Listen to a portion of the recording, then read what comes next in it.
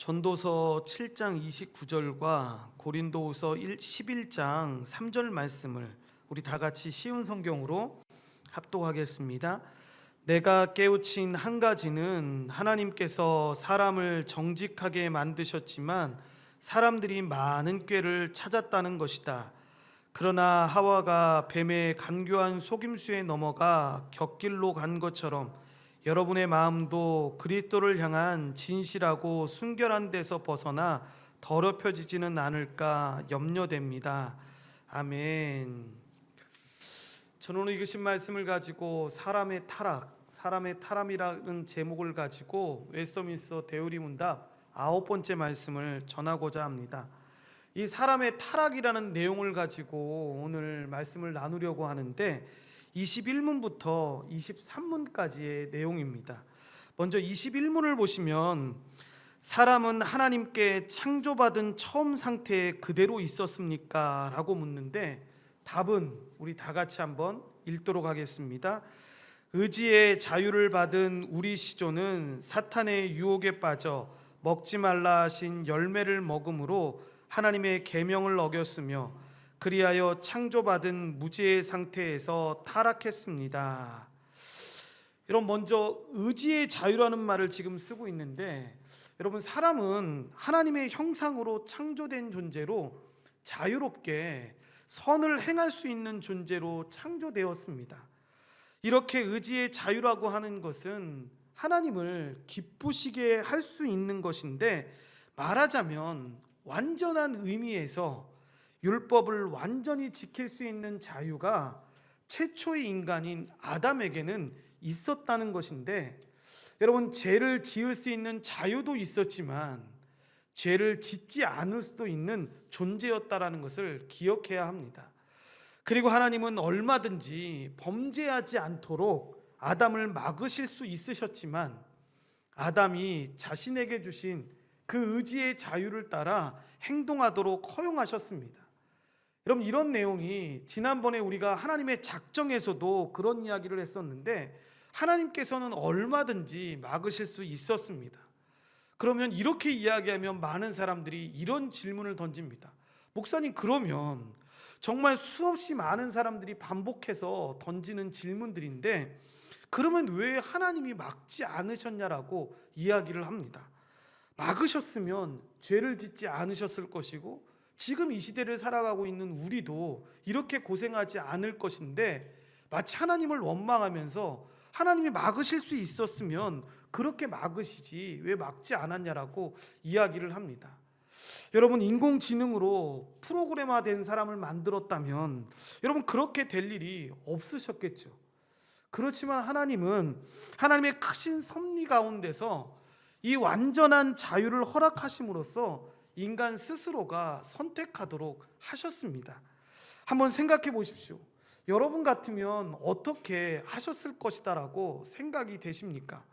이 질문처럼 여러분들에게 만약 자녀들에게 뭔가 뇌에 칩을 심어서 작동을 할 수만 있다면, 태어났을 때 이 아이들이 우는 게 너무 힘들어서 이 우리가 보는 것이 힘들다고 해서 절대 울지 않고 보채지 않는 아이로, 그리고 성장하면서 절대로 자기의 욕구에 따라서 사는 아이가 아니라 주는 대로 감사한 아이로 사는, 그렇게 사는 아이로 입력한 다음에 살게 하시겠다라고 생각되십니까? 저는 그렇지 않습니다. 모든 분들이 정상적인 부모라면 그렇게 하지 않을 거라고 생각하는데, 하나님도 그런 유치한 수준의 존재를 창조하신 것이 아니라는 것입니다. 물론 우리는 하나님의 이 큰 그림 속에서 하나님이 하시고자 하시는 그 하나님의 지혜로우심을 좁은 우리의 이성으로는 여러분 다 측량할 길이 없습니다. 그래서 여러분, 우리가 인생을 살다 보면 이 하나님의 섭리가 이해가 잘 안 돼서 눈물 지을 때도 있는 것이고 절망을 할 때도 있는 것인데, 그럼에도 불구하고 분명한 사실은 하나님께서 우리를 무시하지 않으신다라는 사실과, 여러분, 성경을 주셔서 우리가 충분히 그러한 사실을 깨닫게 하신다라는 것을 알게 하신다라는 사실입니다. 여기서 문제는 뭐냐면 이 아담이, 그러니까 즉 인간이 태초의 상태에 머물지 않았다라는 것인데, 아담은 하나님처럼 되려는 악한 마음을 가졌고 그것을 실행에 옮겼습니다. 그 결과 모든 인간이 타락하게 되었는데, 그리하여 모든 인류는 의지의 자유를 잃어버리게 되었습니다. 그래서 오직 악한 것만을 생각하고 행하게 되었는데, 이제는 선을 행할 자유가 없어진 것입니다. 이걸 보면서 어떤 사람들은 그렇게 이야기할 수 있습니다. 목사님, 저 예수 믿기 전에도 그렇게 악한 짓만 하면서 살지 않았는데요, 선한 것도 하면서 살았는데요 라고 하시는 분들도 있습니다. 그런데 잘 보시면 그렇게 우리가 선하다고 악하다라고 말하는, 그렇게 도덕적 상대적 수준에서 선하다라고 이야기들을 하지만, 성경에서 이야기하는 기본적인 이 선과 악에 대한 기준은 여러분 인간이 말하고 있는 그런 기준이 아닙니다. 하나님과 연결되어 있느냐 아니면 하나님과 연결되어 있지 않느냐 하는 것입니다. 하나님을 기쁘시게 하느냐 기쁘시지 않게 하느냐, 하나님을 즐거워하는 동기로 이 일을 하느냐 아니냐로 여러분 이 일이 결정된다라는 것입니다.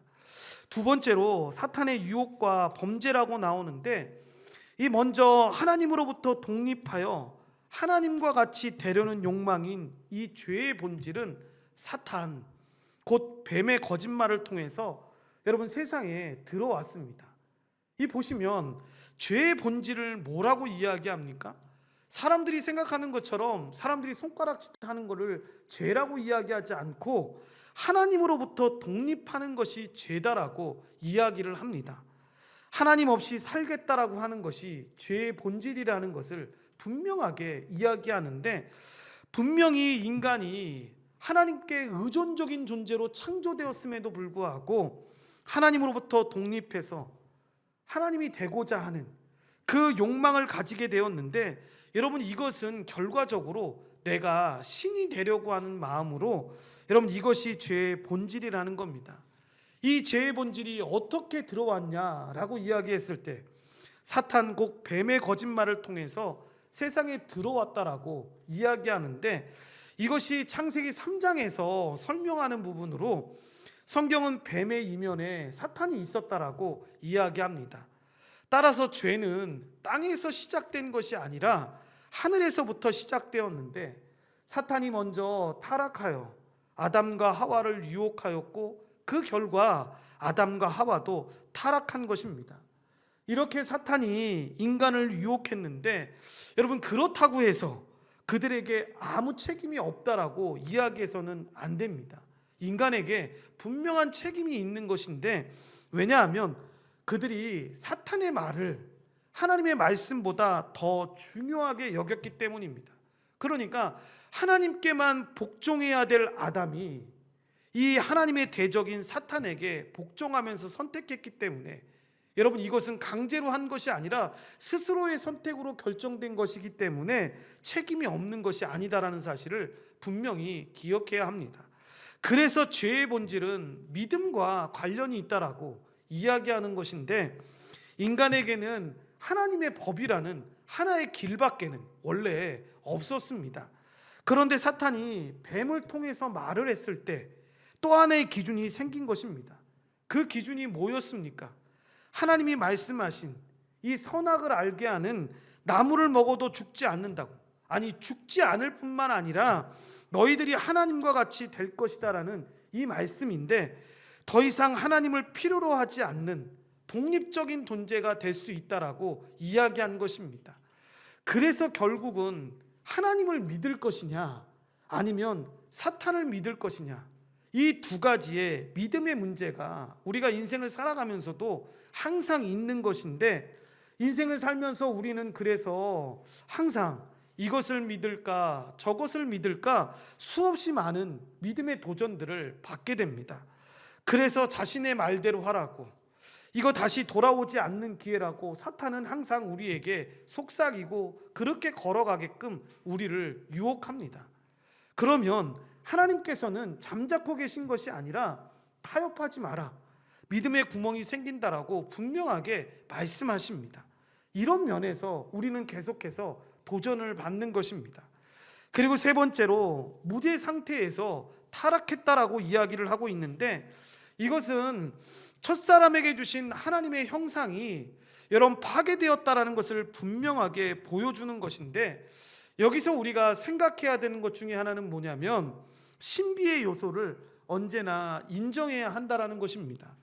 어떤 신비가 있냐면, 하나님의 작정에서 여러분 죄가 제외되지는 않지만 죄를 지을 거라는 것을 하나님이 작정하시지는 않았다라는 사실입니다. 그래서 인간이 하나님의 작정을 넘어서는 행동을 저질렀다고 말하지 않는데, 그럼에도 불구하고 하나님께서 악의 원인이 되시거나 죄의 조성자가 되지 않으신다라고 성경은 이야기하는 것입니다. 이 단어는 여러분 집에 가셔서 한 번 더 유심히 봐야 될 단어인데, 여러분 쉽게 그냥 한 번에 듣고 이해될 수 있는 단어가 아닙니다. 신비입니다. 그리고 또 하나는 뭐냐면, 무죄한 상태의 아담에게 도대체 어떤 동기가 그 안에 일어나서, 여러분 실제로 우리는 경험하지 못했지만 최초의 인간인 아담은 무죄한 상태였습니다. 그러니까 우리는 여러분 죄성이 있으니까 유혹이 올 때 죄성이 반응을 하고 미끼를 덥석 물 때가 있습니다. 그런데 아담은 우리하고 전혀 달랐습니다. 죄성이 없었습니다. 그러니까 완전한 자유의지가 있는 무죄한 상태였습니다. 그런데 도대체 어떤 동기가 그 안에 일어나서 사탄이 주는 미끼를 물게 될 만큼 강한 동기가 있었을까라는 의문이 생기게 되는데, 여기에 대해서 우리가 알 수 없다라는 겁니다. 그래서 신비라고 이야기하는데, 이러한 신비로운 일 앞에서 우리가 해야 될 일은 억지로 이 문제를 풀어내기 위해서 꿰어 맞추는 것이 아니라, 어른이 갓난아이의 수준에서 말씀하신 것이 성경이라고 말씀을 드렸던 것처럼 겸손하게 그분의 뜻을 알기 위해서 힘써야 하지만 주신 말씀 안에서 받아들이는 모습도 있어야 합니다. 그러지 않고 이것을 내 이성에 모두 담아야지만, 맞아야지만 믿을 수 있다라고 이야기한다면, 그렇게 말하는 사람은 여러분 그렇게 직접적으로 이야기하진 않지만 자신이 신이거나 하나님을 자신과 비슷한 존재로 낮추는 것인데, 그러면 하나님은 하나님이 아닌 것입니다. 그래서 신자라면 이 성경을 볼 때 이 신비의 손이 있다는 걸 꼭 기억해야 하는데, 역사적으로 봐도 여러분 이 싸움이 계속 있었습니다. 그래서 여러분 19세기에 있었던, 어떻게 성경이 인간이 쓴 건데 하나님의 말씀이 될 수 있냐고, 인간의 말과 하나님의 말씀이 섞여 있는 거라고 하는 이 성경에 대한 싸움부터 시작해서 20세기 초반에 미국에서 일어났던 이 동정녀 탄생이 어떻게 말이 되냐고, 과학적으로 이게 어떻게 설명이 되냐고 일어났던 그 싸움들, 그리고 고대 교회에서의 이 성육신 문제 등 계속해서 이 신비로운 일들은 있었습니다. 말하자면 과학이 발달하면서 우리가 과거에 설명할 수 없었던 것들이 이제는 과학의 이름으로 설명이 가능해지면 가능해질수록 우리는 과학적 전제들을 가지고 성경을 판단하려고 한다는 말입니다. 그래서 그때 내가 이성적으로 받아들일 수 있는 말씀은 받아들이고, 받아들일 수 없는 부분들은 내 이성의 한계에 맞도록 끼워 맞추기를 하는데, 성경은 그렇게 하지 말라고 이야기하는 것입니다. 그러니까 이 말씀을 또 오해하셔서 과학적으로 증명하고 과학적으로 하는 것이 잘못됐다라는 얘기가 아닙니다. 여러분 그렇게 해야죠. 더 성경 말씀을 구체적으로 알아갈 수 있는 노력들을 해야 합니다. 그런데 보다 보면 그 과학으로 증명할 수 없는 것들이 분명하게 있다라는 것입니다. 그러면 그러한 말씀 속에서는 억지로 꿰맞추는 것이 아니라 이 성경이 말씀하시는 그대로, 그리고 성경이 그 내용에 대해서 말하는 범위 안에서 그 내용을 이해하고 믿는 것이 필요하다라는 것입니다. 그러니까 신비 앞에서 우리의 이성으로 이해되지 않기 때문에 그 내용이 잘못됐다라고 말하는 것이 아니라 피조물인 우리의 이성을 뛰어넘는다라는 사실, 그래서 우리는 그 범주 안에서 믿어야 된다라는 사실을 기억하면서 나아가야 합니다. 이제 22문을 보시면 온 인류가 아담이 처음 죄를 지을 때 타락했습니까? 라고 묻는데 답을 같이 읽겠습니다. 아담은 인류를 대표하는 자로서 하나님께서 아담과 맺은 언약은 아담만이 아니라 아담의 후손과도 맺은 것이므로 보통의 출생으로 아담에게서 나오는 온 인류는 아담이 처음 죄를 지을 때 아담 안에서 죄를 짓고 아담과 함께 타락했습니다. 아멘. 여러분, 이것은 우리가 그냥 생각할 때도 알겠지만 원죄에 대한 이야기를 지금 하고 있는 겁니다. 이것도 얼마나 많은 사람들이 여러분 시비를 걸면서 나오는 문제인지 모르는데, 그래서 이것에 대해서도 성경이 우리에게 설명할 수 있는 만큼은 여러분 우리도 알아야 합니다. 그리고 그 다음은 믿어야 되는 영역이 있는 것인데, 설명을 보시면 아담을 어떻게 설명합니까? 인류를 대표하는 자라고 이야기를 합니다. 한 사람의 행동이 모두에게 영향을 끼쳤을 때 여러분 그 사람을 대표라고 하는데, 지난 시간에도 말씀드렸던 것처럼 예를 들어 한국의 대통령과 미국의 대통령이 조약을 체결하게 되면 한국과 미국의 모든 사람에게 이 조약에 영향을 미치게 되는 것입니다. 왜냐하면 이것은 대통령이 각 나라의 대표이기 때문인데, 그러한 의미에서 교회의 대표는 누구이십니까? 바로 그리스도입니다. 그래서 그리스도의 행동은 모든 신자에게 영향을 끼칠 수밖에 없는 것인데, 그래서 그리스도의 죽음은 모든 신자의 죽음이라고 말하는 것이고, 그리스도의 승리는 모든 신자의 승리라고 말하는 것입니다. 그렇다면 모든 인류의 대표가 누구라고 이야기했습니까? 아담이라고 이야기했습니다. 사도행전 17장 26절 말씀을 쉬운 성경으로 우리 한번 합독하겠습니다. 하나님께서는 한 사람으로부터 세계 모든 인류를 만들어 땅 위에 살게 하셨습니다. 그리고 그들이 살 시대와 지역의 경계를 정해 주셨습니다. 아멘. 그러니까 아담은 우리가 단순히 생각하는 첫 인류의 첫 사람이다, 이런 개념이 아니라 모든 인류의 대표라는 것인데, 그래서 모든 신자가 그리스도 안에서 생명을 얻듯이 모든 인류가 아담 안에서 저주를 받는 것입니다. 고린도전서 15장 22절과 23절 말씀을 쉬운 성경으로 합독하겠습니다. 아담 안에서 모든 사람이 죽은 것 같이 그리스도 안에서 모든 사람이 생명을 얻게 될 것입니다. 하지만 각각 차례가 있습니다. 첫 열매이신 그리스도께서 먼저요, 그 다음에는 그리스도께서 재림하실 때 그리스도께 속한 사람들입니다. 아멘. 여러분, 이 말씀은 뭡니까? 사도 바울이 부활을 설명하는 본문인데, 보시면 아담과 그리스도를 대비하고 있는 것을 보게 됩니다. 안타깝게도 이 아담의 역사성을 의심하는 사람들이 의외로 많은데 교회에도 너무 많습니다. 그래서 그들은 선악과 사건을 마치 여러분 일종의 단군 신화처럼 어떤 한 신화로 해석하는 경우들이 굉장히 많은데, 여러분 그렇지 않습니다. 선악과 사건은 실제로 일어난 역사적 사건으로 성경이, 즉 고린도전서 15장 22절에 아담과 그리스도를 대조하는 것이 바로 이 분명한 증거입니다.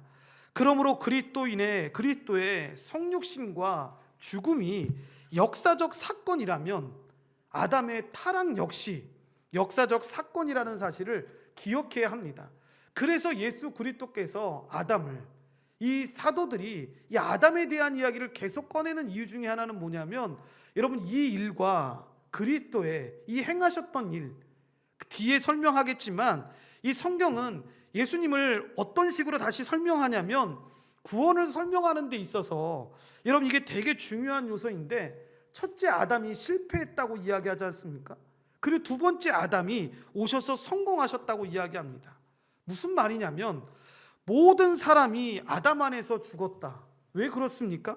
아담이 범죄했기 때문에 이 아담 안에 있는 모든 인류가 다 죽게 되었는데, 아담이 모든 인류를 대표하는 자였기 때문에 하나님의 그 행위와 언약, 생명 언약을 맺었다고 이야기를 하는 것입니다. 그러면 여러분 이런 말을 할 수가 있습니다. 22절에 모든 사람이 아담 안에서 죽었지만 그리스도 안에서 모든 사람이 생명을 얻었다고 했으니까 그러면 모든 사람이 다 구원받는 소리냐고? 전혀 그렇지가 않습니다. 그래서 말씀을 잘 봐야 하는데 이 맥락을 보지 못하니까 22절만 보니까 그렇지 23절을 보면 뭐라고 나옵니까? 각각 자기 차례로 된다고 하면서 먼저는 첫 열매인 그리스도라고, 그리고 그 다음에는 그가 강림하실 때 그리스도에게 속한 자라고 분명하게 말씀하는데 믿는 사람들을 이야기하는 겁니다. 그러니까 쉽게 말하면 무슨 이야기입니까?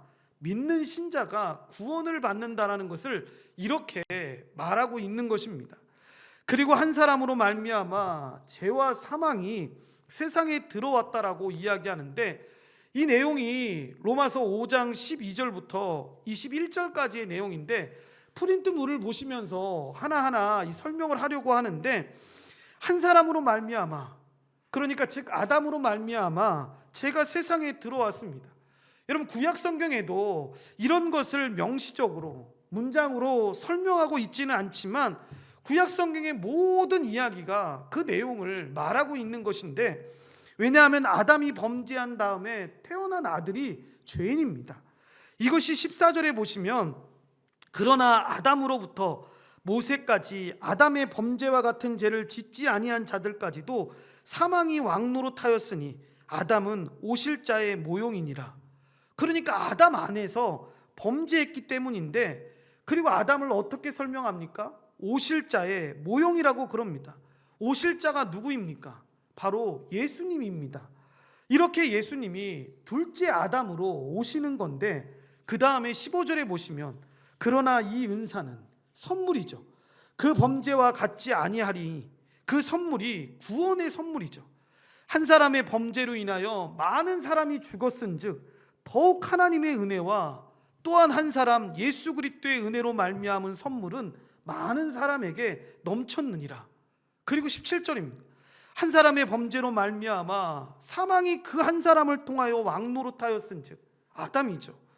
더욱 은혜와 의의 선물을 넘치게 받는 자들은 한 분 예수 그리스도를 통하여 생명 안에서 왕노릇하리라.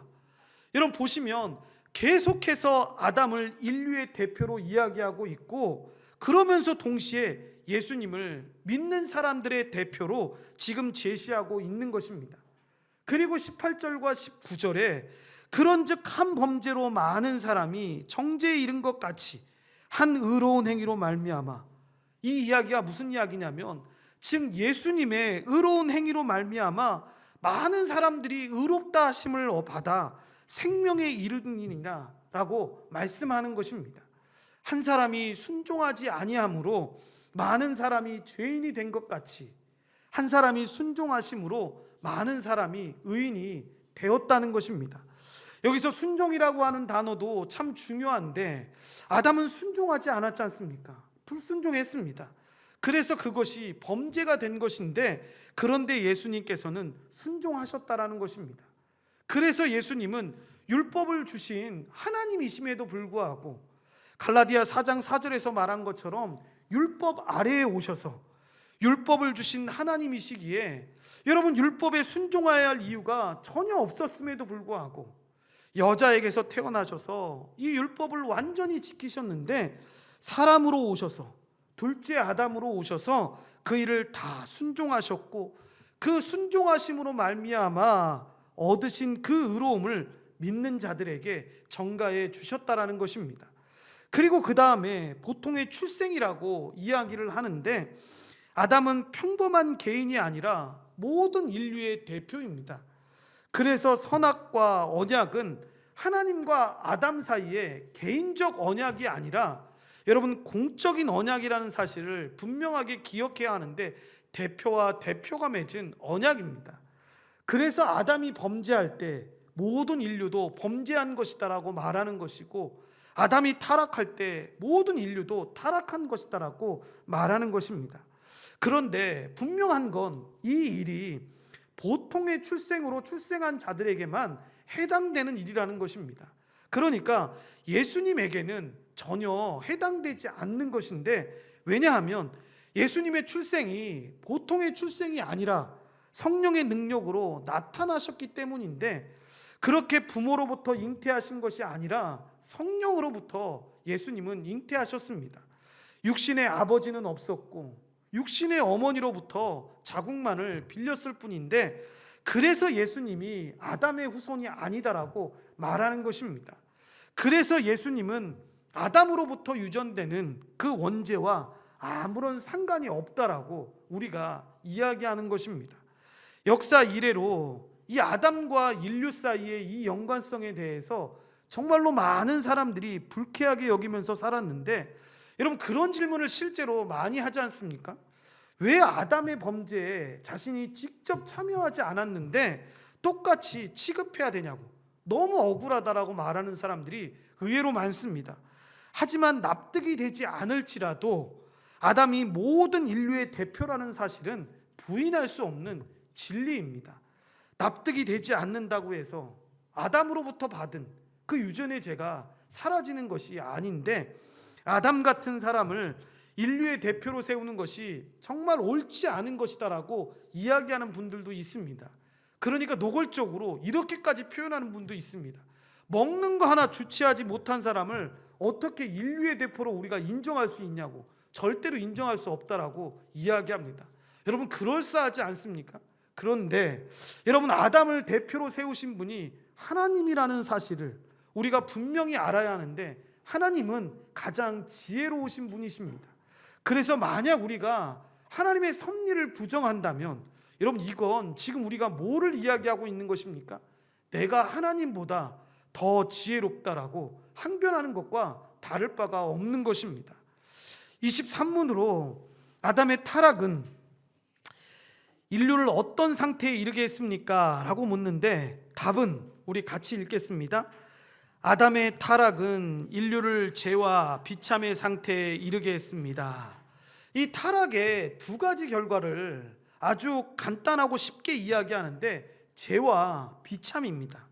여기서 주목할 것은 죄가 먼저 소개된다라는 점인데, 죄는 비참의 원인이고, 이런 비참은 죄의 결과입니다.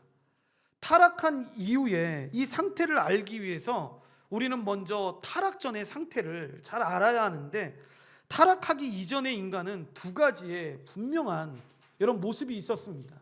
첫째는 완전히 무죄한 존재였고, 그러니까 죄가 없는 존재였습니다. 두 번째는 하나님께서 주신 본래적 의로움을 가진 존재들이었습니다. 하지만 타락한 이후로 죄인이 되었고, 본래적 그 의로움도 상실하게 된 것입니다. 로마서 5장 12절 말씀 우리 합독하겠습니다.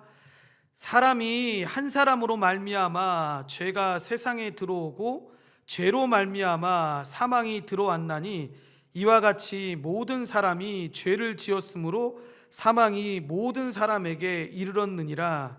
아멘. 그러니까 우리가 인생을 살면서 정말 착각하기 쉬운 것 중에 하나가 뭐냐면, 내가 좀 돈이 있고 인생을 살면서 힘겨운 일이 내 인생 가운데 지금 일어나고 있지 않으면, 여러분 우리는 비참하지 않다라고 생각을 하면서 살아갑니다. 그런데 생각해 보시면 그렇지 않다라는 걸 우리가 분명히 알 수 있는데, 그렇게 보이는 것 뿐입니다. 실제로는 여러분, 우리 안에는 실제로 하나님만이 채워줄 수 있는 공간이 있다라고 이야기했는데, 여러분 이 공간이 채워지지 않으면 인간은 누구나 이 비참함 가운데 있게 됩니다. 그러니까 이걸 못 느끼고 있다면 그 사람은 지금 여러분 그 사실에 대해서 잊어버리고 싶은 겁니다. 그냥 망각하고 싶은 겁니다. 그래서 사람들은 이것을 기억에서 삭제하려고 하는 것인데, 이 공간만 없으면 굉장히 행복해 보이니까 여러분 그런 생각을 하는 겁니다. 여러분 이런 욕구가 누구에게나 다 있다라는 것을 우리는 알게 되는데, 여러분 이러한 모습이 어떤 모습이냐면 바로 하나님을 우상으로 대체하고 싶은 욕구가 바로 이런 모습입니다.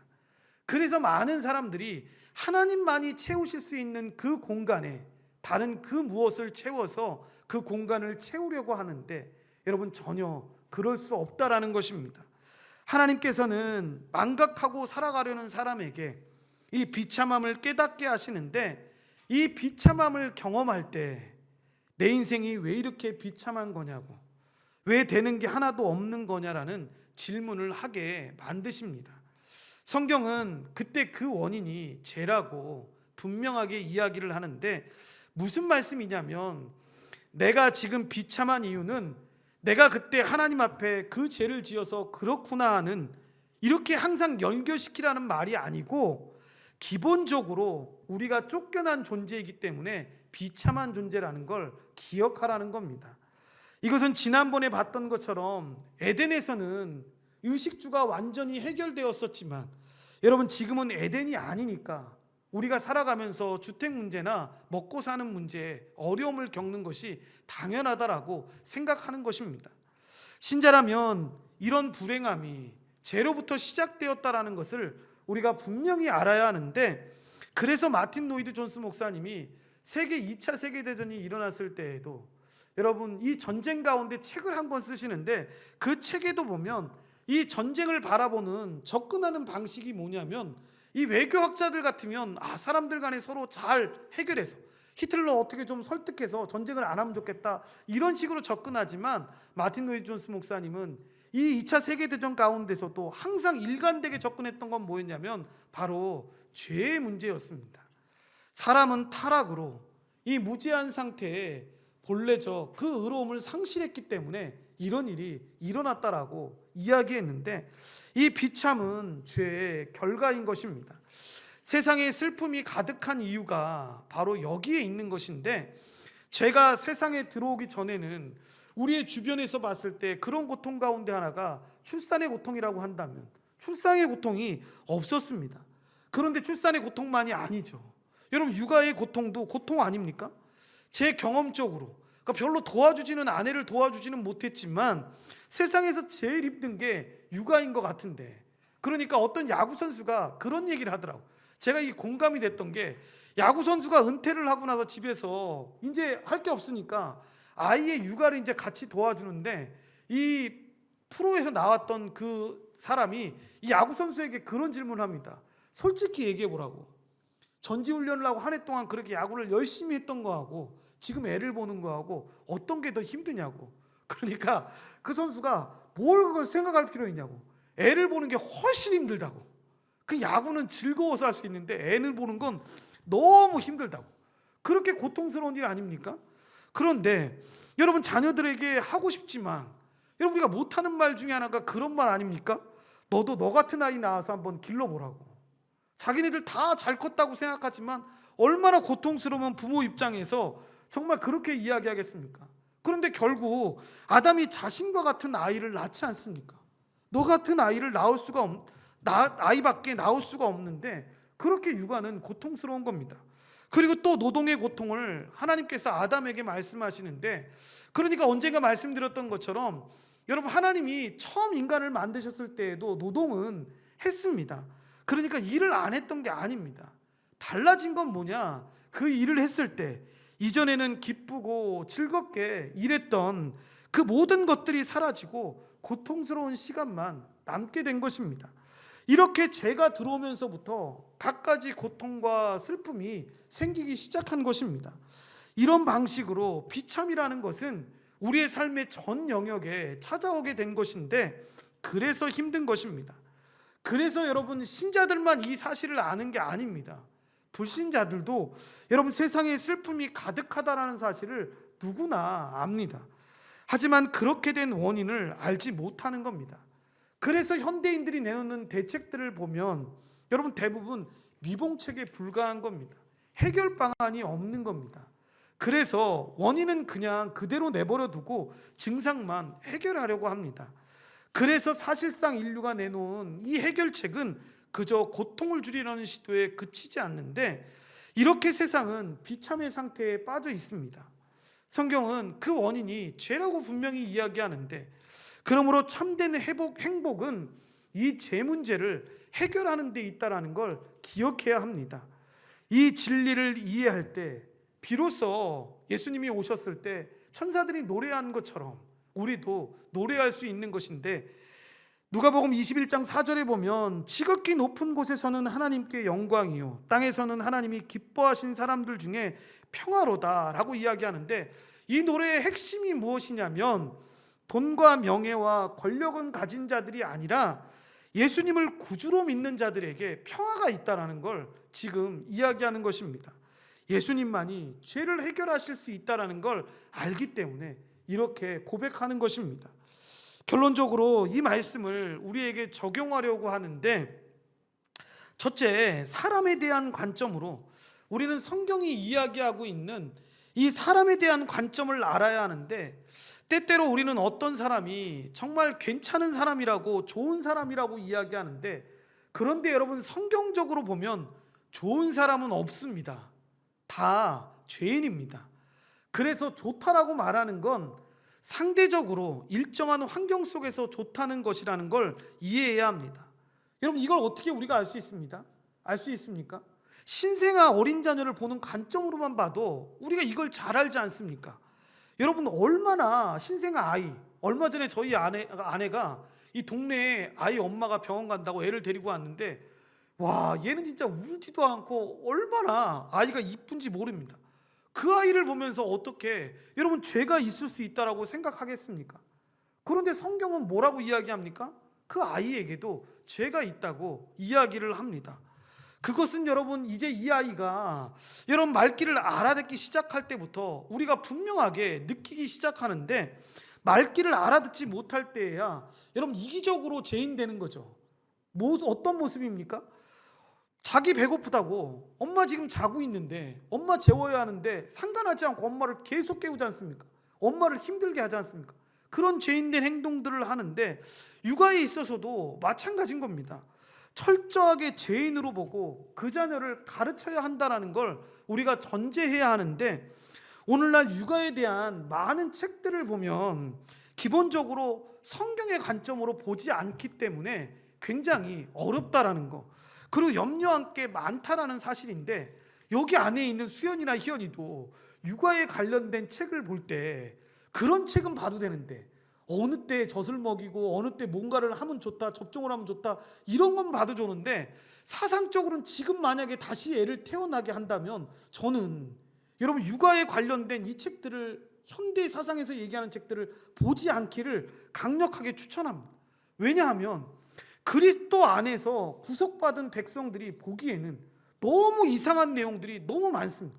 새로운 관점들이 너무 많습니다. 육아가 고통스러운 거 분명히 맞죠. 그런데 그 안에서 하나님이 얼마나 소망을 주시고 얼마나 그 안에서 은혜를 주시는데 그런 것들을 발견하지 못하는 겁니다. 그리고 자녀들을 키울 때에도 이 땅에 나와 있는 많은 육아 도서들을 보면 성경과는 배치되는 가르침들이 너무 많습니다. 아이가 존귀하다, 아이가 너무 특별한 존재이다, 너무 맞는 말 아닙니까? 그런데 성경은 그 사실을 이야기하기 전에 뭐를 먼저 이야기합니까? 그 아이가 죄인이었다라는 사실, 그리고 그 아이가 하나님의 은혜로 말미암아 은혜 받은 존재였다라는 사실을 분명하게 가르쳐야 하는데, 이런 것들이 다 없이 아이들의 머릿속에 있는 건 뭐냐면 나는 특별한 존재야, 나는 사랑받는 존재야. 여러분 그렇지 않습니다. 예수 믿는 사람들은 자신의 분명한 죄인됨을 알고 그 하나님의 은혜 앞에서 내가 특별한 존재이고 사랑받는 존재였다라는 걸 알게 되는 것이지, 이것이 먼저 머릿속에 기억되면 안 되는 것입니다. 그래서 이스라엘 백성들이 이 절기 때가 되면 하나님께서 구원해 주신 그 일들을 자녀들에게 가르쳤던 이유가 바로 여기에 있는 겁니다. 우리 특별한 사람 아니라는 겁니다. 하나님의 은혜가 아니면 우리가 이렇게 범죄하고 우리가 이렇게 잘못된 일들을 했었는데 하나님의 특별하신 은혜로 말미암아 우리가 이렇게 구원을 받았어, 이런 은혜를 받아서 지금 우리가 이렇게 살고 있는 거야 라고 여러분 우리가 이야기해 주어야 되는 것입니다. 또 하나의 적용은 이 사람에 대한 관점으로 사람을 대하고 사랑하는 방식인데, 사람은 의지와 신뢰 대상이 아니라 사랑의 대상이라는 이 사실입니다. 심리학에서 이런 얘기를 합니다. 굉장히 의존적인 사람이 이 어느 순간 가장 적대적인 사람이 될 수 있다고 이야기를 합니다. 여러분 왜 그렇습니까? 내 요구를 지금까지 잘 받아줬는데 받아주지 않으니까 적대적이 되는 겁니다. 그러니까 이걸 미리 알고 그런 경우를 대비해서 조심하라고 말하는 상담자들도 있습니다. 그런데 성경의 가르친 대로 보면 여러분 이 부분은 어떻게 봐야 합니까? 이 사람이 언제 나를 배신할지 모르니까 항상 대비를 하고 있자, 그런 겁니까? 아니죠. 사랑의 대상으로 대해야 되죠. 말씀 안에서, 그리스도 안에서 가르쳐 주신 그 범위 안에서 사랑으로 대해야죠. 사람을 만약에 사랑의 대상이 아닌 그냥 신뢰의 대상으로만 보게 된다면 여러분 그 관계가 얼마나 오래까지 갈 수 있겠습니까? 얼마 지나지 않아 여러분 그 관계는 깨어질 수밖에 없는 것입니다. 우리가 자녀를 기르면서 여러분 그런 사랑을 참 많이 느끼는데, 자식이 나한테 나중에 잘하겠지라는 생각으로 사랑하는 게 아니라는 겁니다. 여러분 그냥 사랑하는 겁니다. 여전히 밉상 짓 많이 하지만, 여전히 이상한 짓 많이 하지만 나중에 잘할 거야, 나중에 나 먹여 살릴 거야라가 아니라 그냥 사랑하는 겁니다. 그래서 성인이 돼서도 너무 이기적인 자식을 보면서도 사랑하는 건데, 이 사랑이 무조건 오냐 오냐 하는 게 아니라는 건 여러분 아시죠? 가끔은 혼내기도 하고 가끔은 눈물 나게끔 큰 일들을 벌이기도 하지만 그 사랑의 마음을 놓치지 않고 그 사랑을 하는 겁니다. 그러니까 전적으로 신뢰하고 의지하는 존재가 되지 않기 때문에 여러분 가능한 것입니다. 사람은 그런 대상이라는 걸 잊지 말아야 합니다. 그리고 행복과 불행에 대한 이 성경적인 접근에서 우리가 적용할 점이 있는데, 먼저 어떤 대체물도, 그러니까 쉽게 말해 어떤 우상이 이 죄와 비참이라는 이 타락의 결과에서 우리를 해방시킬 수 없다라는 점을 기억해야 하는데, 쉽게 이야기하면 그리스도와 복음을 대체하는 건 절대 없다라는 걸 기억해야 합니다. 그래서 그리스도와 복음을 제외하고 내게 성공이 주어진다면, 내가 원하는 것을 이룰 수만 있다면, 내게 여러분 돈만 있다면 이라는 이 생각들을 버려야 되는데, 이 생각이 바로 여러분 우상 숭배입니다. 그러니까 성경이 지금 이야기하고 있는 것은 결국 죄로 말미암아 불행이 왔기 때문에 이것을 해결할 수 있는 것은 그리스도와 복음밖에 없다라고 이야기하는 것인데, 이걸 떠나서 우리는 생각할 수 없다라는 것입니다. 그렇게 하나님과의 올바른 관계만이 인간의 행복을 결정할 수 있다라고 말할 수 있는데, 이 말이 굉장히 추상적으로 들릴 수 있지만 하나님과 우리의 관계를 단절시켜버린 게 죄라는 것을 알고 여기에서 불행함이 찾아왔으니까 이 관계를 복원하는 것이 인간의 행복한 삶을 보장하는데, 분명한 건 이것이 우리 스스로의 힘으로는 될 수 없다라는 것을 우리가 아는 것입니다. 그렇다면 어떻게 해야 합니까? 죄가 하나님과 우리의 사이를 막았으니까, 그로 인해서 기쁨이 상실됐으니까 기쁨을 다시 회복해 해달라고 기도해야겠죠. 다시 말하면 이런 겁니다. 하나님, 이 상황에서 내가 할 수 있는 방법은 주님을 통해서, 예수 그리스도를 통해서 하나님께 나아갈 수밖에 없다는 걸 압니다. 그러니까 하나님 다시 이 기쁨을 회복시켜 주십시오. 다시 주님 안에서 진짜 행복한 삶이 무엇인지를 깨닫고 하나님 앞에 나아갈 수 있도록 나를 붙잡아 주십시오 라고 기도하는 것입니다. 그러려면 하나님의 사귐이 여러분 온전하게 이루어져야 하지 않겠습니까? 교감적 사귐이라고 하는데, 왜 교감적 사귐이라고 이 표현을 썼냐면, 실제로 여러분 어떤 한 신학자가 이야기했던 것처럼 정말 안타까운 건데, 기도는 많이 하는데 성경도 많이 읽는데 그리스도의 의무를 많이 하고 있는데 실제로 하나님과 교감이 없는 사람들이 너무나 많다라는 것입니다. 여러분 이게 이해가 되십니까? 목사님, 기도를 많이 하는데 성경을 많이 읽는데 정말 그리스도인의 의무인 그 일들을 많이 행하고 있는데 실제적 교감이 없을 수 있습니까? 예, 없을 수 있다고 생각합니다. 일 중심으로 그냥 일처럼 하면 여러분 그럴 수 있다고 생각합니다. 이 실제적인 교감이 회복되어야 하는 것인데, 시편에 보면 이러한 내용들이 가득 차 있는 겁니다.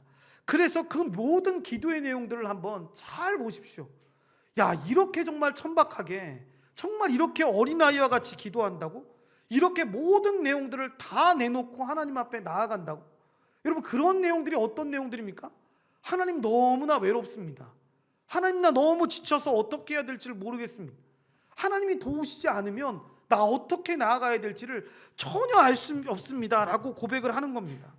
그런데 이게 여러분 신앙에서 그렇게 중요한 것이라는 겁니다. 그냥 내가 오늘 기도했나 안 했나, 성경을 읽었냐 안 읽었냐, 여러분 이런 것들을 넘어서는 문제인데 이런 은혜가 우리 가운데서 넘쳐나야 합니다. 죄와 비참에 쌓인 우리를 구속하시기 위해서 하나님께서는 아들을 이 땅에 보내셔서 십자가에서 죽게 하시고, 그를 믿는 모든 자들이, 이 교회된 자들이 그 아들 안에서 하나님의 아들과 연합함으로 하나님의 자녀가 되게 하셨습니다. 여러분 하나님의 자녀가 되게 하셨다는 것은 이제 나하고 만나자는 겁니다. 여러분 교감하자는 겁니다. 하나님이 나의 자녀 됐으니까 이제 나와 함께 걸어가자는 것입니다. 믿는 사람들은 이렇게 하나님과 교감할 수 있는 창이 열린 것입니다. 그러니까 우리는 무엇을 해야 합니까? 예수 그리스도를 통해서 나아가는 이 길을 믿고 하나님 앞에 나아가기만 하면 됩니다. 그러면 여러분 이때에도 여러분 하나님 앞에 나아가기 시작하면 하나님이 우리를 받아주시는 것입니다. 그런데 이때도 중요한 건 여러분 하나님을 도통 모르면 교감할 수가 없지 않겠습니까? 그래서 여러분 하나님을 아는 지식이 중요하고 정말 가장 먼저 된다라고 말하는 이유가 바로 여기에 있는데, 나의 열심이나 나의 열정이나 나의 마음으로 하나님과 교감하는 것이 아니라 하나님이 말씀하신 그 은혜로, 하나님이 걸어가라고 하신 그 길대로 걸어가면서 하나님과 교감하는 것입니다. 오늘 우리가 살펴봤던 이 말씀, 사람이 타락했다라는 것, 그래서 우리가 사람을 어떻게 바라봐야 하고 또 어떻게 우리 자신의 행복과 불행의 문제를 접근해야 되는지를 깊이 생각했으면 좋겠습니다. 기도하면서 이런 하나님의 은혜를 구하면서 하나님 베풀어 주시는 이 타락의 모습 속에서 하나님이 우리를 얼마나 사랑하셨고 우리를 얼마나 지금도 그 하나님의 은혜로 인도하시는지를 깨닫는 귀한 하나님의 백성들 되기를 간절히 축원드립니다. 기도하시겠습니다.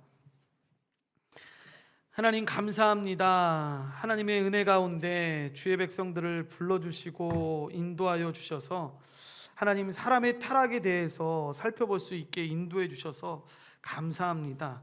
하나님은 사람을 만드실 때 모든 것을 완전하게 만드셨는데 사람의 범죄함으로 말미암아 하나님 모두가 다 그 죄 안에서 허덕이고 그렇게 죄 안에서 빠져나오지 못하고 살아갔습니다.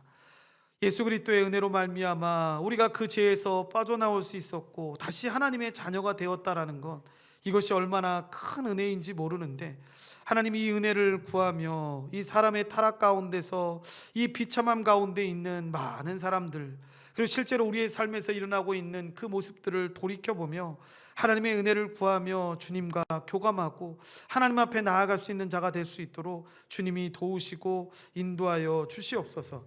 모든 걸 주님께 감사드리오며 예수님의 이름으로 기도드리옵나이다. 아멘.